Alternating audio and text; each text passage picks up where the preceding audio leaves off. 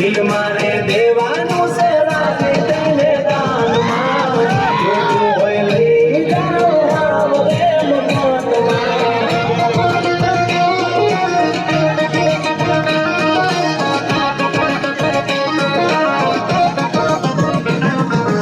રસિયો